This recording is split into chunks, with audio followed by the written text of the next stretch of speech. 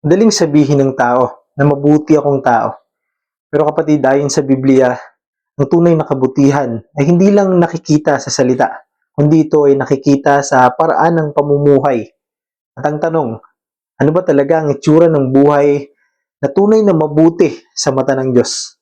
Pakinggan natin ang sinasabi ng Biblia sa Book of Ephesians chapter 5 verse 9. Sabi po rito, sapagkat pawang mabuti, matuwid at totoo ang ginagawa ng namumuhay sa liwanag.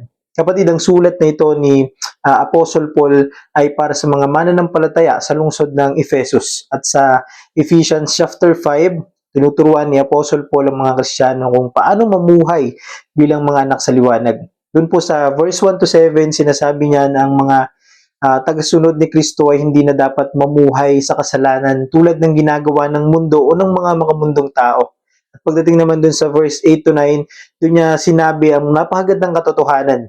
Sabi po dun sa Ephesians chapter 5 verse 8, sabi dun, dati kayo'y nasa kadiliman, ngunit kayo'y nasa kaliwanagan na, sapagkat kayo'y nasa Panginoon. Mamuhay kayo ngayon ng nararapat sa mga taong nasa liwanag.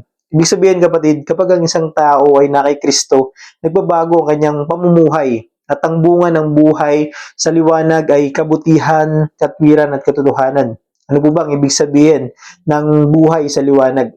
Ang liwanag po sa Biblia ay simbolo ng presensya at kabanalan ng Diyos. Sinasabi sa 1 John chapter 1 verse 5, ang Diyos ay liwanag at sa Kanya ay walang anumang kadiliman. Kaya kapag ang isang tao ay lumalakad kasama ang Diyos, ang kanyang buhay ay nagbubunga ng kabutihan sa paggawa ng tama sa kapwa, nagbubunga ng katwiran sa pamumuhay na ayon sa kalooban ng Diyos, at nagbubunga ng katotohanan na may pamumuhay na tapat at walang pagkukunwari.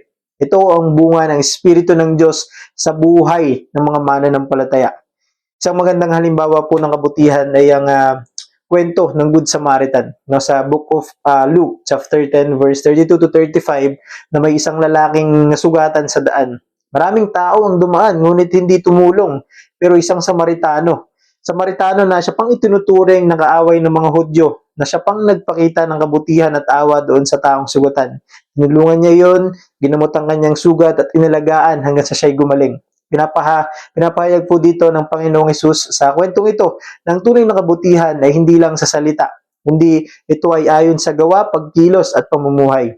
May ilang mahalagang aral na makikita sa talatang binasa po natin. Una, ang tunay na kabutihan ay bunga ng buhay kay Kristo.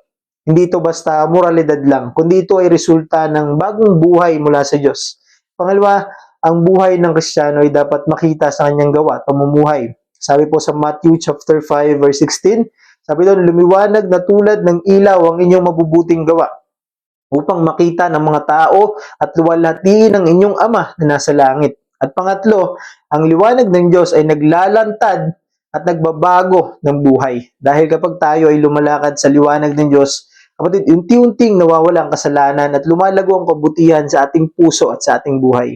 Nakita naman natin, mga kapatid, ang nangyayari sa ating mundo ngayon. Puno ng kadiliman, sinungalingan, kasamaan, kasakiman, karahasan, at kaguluhan. Kaya tinatawag tayo ng Diyos na mamuhay sa liwanag. Ang tanong ngayon ay nakikita ba sa ating buhay ang kabutihan, katwiran at katotohanan na siyang larawan ni Kristo? Kung hindi pa kapatid, ang magandang balita ay may pag-asa.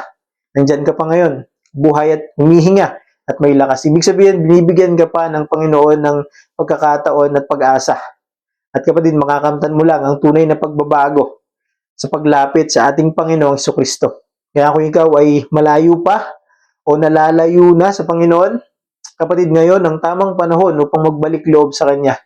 Magsisi ka sa iyong mga kasalanan, magpasakop ka sa pamumuno ng Diyos at hayaan mo ang Espiritu ng Diyos ang magbunga ng kabutihan sa iyong buhay. Dahil kapag tayo ay tunay na lumalakad sa liwanag, kapatid, makikita ng mundo, hindi lang ang ating kabutihan, kundi ang liwanag ni Kristo na sumisikat sa ating buhay. Amen?